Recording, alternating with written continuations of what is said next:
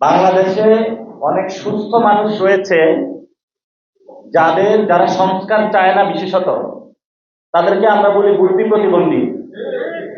এইসব বুদ্ধি প্রতিবন্ধীদের থেকে আমাদের মুক্তি পাইতে হবে। ইনশাআল্লাহ এই ইলেকশনে আমরা যারা প্রতিবন্ধী ভাই এবং বন্ধুরা রয়েছেন ওনাদের আমরা নমিনেশন দিতে চাই, এটা আমাদের নীতিগত সিদ্ধান্ত। যতটা থাকুক না কেন, আপনাদের মধ্যে যে এনার্জি আছে এই এনার্জি তো আমরাও পাই না। আমাদের যথেষ্ট এনার্জি আছে। তো আমরা আগে যারা প্রতিবন্ধী অথবা ডিজেবল, সত্যগত অনেক আপনাদের আপত্তি আছে ওইটা বিষয়ে, কিন্তু বিটিভির পর্দায় ওই যে খবরের সময় ছোট একটা কর্নারের জায়গা দেখতাম, তা আমরা ওই ছোট জায়গাটা বড় করতে চাচ্ছি। আপনারা সংবাদ পাঠ করবেন, আপনারা আমাদের প্রশাসনের ক্যাডারে আসবেন, আপনারা রাজনৈতিক দলের নেতৃত্ব দিবেন, কারণ আপনারা বুদ্ধি প্রতিবন্ধী নয়। এই জন্য আপনারা যারা প্রতিবন্ধী রয়েছেন আপনাদের বুদ্ধি ঠিক আছে, আপনারা বাংলাদেশে চান যে একটি সংস্কার প্রক্রিয়া বাস্তবায়ন হোক, কিন্তু আমরা অনেকগুলো মানুষকে দেখি যাদের হাতও ঠিক আছে, পাও ঠিক আছে, চোখও ঠিক আছে, কিন্তু চিন্তার মধ্যে একটু গলদ রয়ে গিয়েছে। ওনারা বাংলাদেশে সংস্কার চায় না। এই জন্য জাতীয় নাগরিক পার্টি এই প্রতিবন্ধী যে উইং রয়েছে, আপনাদের একটি সংগ্রাম করতে হবে। যারা সংস্কারের বিপক্ষে, যারা সংস্কারের বুদ্ধি প্রতিবন্ধী হয়ে আছে, আপনারা তাদেরকে সুস্থ করে তুলতে হবে। দায়িত্বটা আপনাদেরকে ইনশাআল্লাহ নিতে হবে।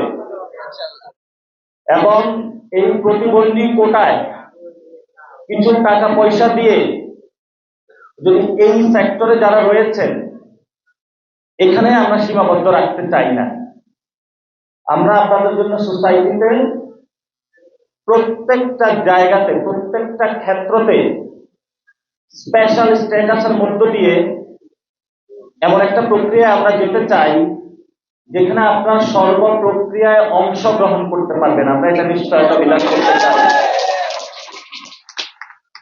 এবং আমার এই যে নাবিল নওয়াজ ভাই আজকে বলেছিলেন যে আমাদের প্রতিবন্ধী একজন নমিনেশন নিয়েছেন রংপুর থেকে, বজরু ভাই। আমাদের নমিনেশন আবেদন প্রক্রিয়া বন্ধ রয়েছে, আমরা কয়েকদিনের মধ্যে ইনশাআল্লাহ প্রার্থীতা ঘোষণা করব। এটা আপনাদের জন্য এখনো খোলা। আপনারা যদি আরো পারেন ইনশাআল্লাহ, এই যারা প্রতিবন্ধী আমাদের ভাই এবং বোনেরা রয়েছেন, আপনারা এই ইলেকশনে সাতলাগলিতে ভোট দিবেন এবং সাতলাগলিকে বিজয়ের পক্ষে একটু কাজ করবেন, কারণ সাতলাগলি এই ইলেকশনের সংস্কারের পক্ষের প্রতীক। এই সংস্কারকে জয়ী করার জন্য আপনাদের নৈতিক দায়িত্ব, কারণ আপনারা বুদ্ধি প্রতিবন্ধী নয়। যারা মাঠে বুদ্ধি প্রতিবন্ধী রয়েছে, যে মার্কাগুলো রয়েছে সংস্কার চায় না, সেগুলোর উপরে সাতলাগলিকে বিজয় করে নিয়ে আসতে হবে ইনশাআল্লাহ। এবং আমাদের যে ইশতেহার হবে সেখানে আমরা বলেছিলাম আলাদা স্পেসিফিক জায়গায় আপনাদের জন্য ইশতেহারের একটি অংশ বরাদ্দ থাকবে। আপনাদের নিয়ে আমরা পরিকল্পনা আলাদা সমাবেশ করে এই সেক্টরকে কিভাবে আমরা উন্নয়ন ঘটাতে পারি এবং আপনাদেরকে কিভাবে একসাথে আপনাদের জীবনের যে প্রতিবন্ধকতা রয়েছে এটা যাতে আপনার সন্তান, আপনার ভাই হয়ে, আমি সমব্যক্তি হয়ে একইভাবে কাজ করে সবাই একসাথে সমাজে বিকাশ লাভ করতে পারি, সুন্দরভাবে থাকতে পারি, এই প্রত্যাশা নিয়ে জাতীয় নাগরিক পার্টি কাজ করছে। এবং আপনারা আমাদের এই লড়াইয়ে থাকবেন।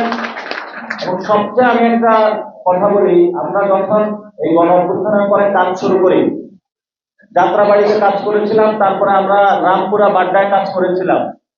রামপুরা বাড্ডায় যারা আমাদের এই সাংগঠনিক কাজে শুরু করেছিল তারা ছিল আমাদের প্রতিবন্ধী ভাইয়েরা।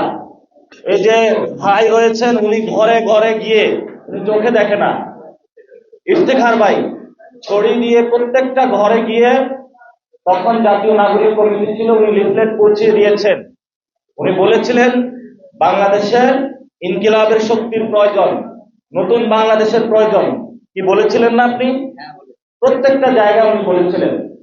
ফলত ওনাদের সাথে আমাদের সংযোগটা রয়েছে এই বাংলাদেশে প্রতিবন্ধীদের নিয়ে উইং হিসাবে স্পেশালি কাজ করার জন্য। এটাই তো আপনারা প্রথম পেয়েছেন, আর কোনো পার্টিতে পেয়েছেন? আর কোনো পার্টিতে নাই। জাতীয় নাগরিক পার্টি এই কাজটা হলো শুরু করেছে।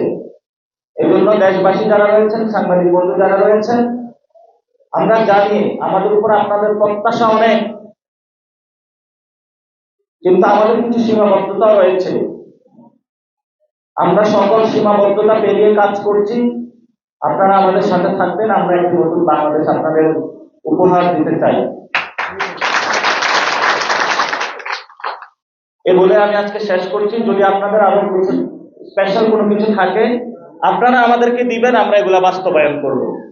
দায়িত্ব আমাদের, আমাদের দরদ রয়েছে, একসাথে মিলেমিশে সবাই কাজ করব। আমরা আপনাদেরকে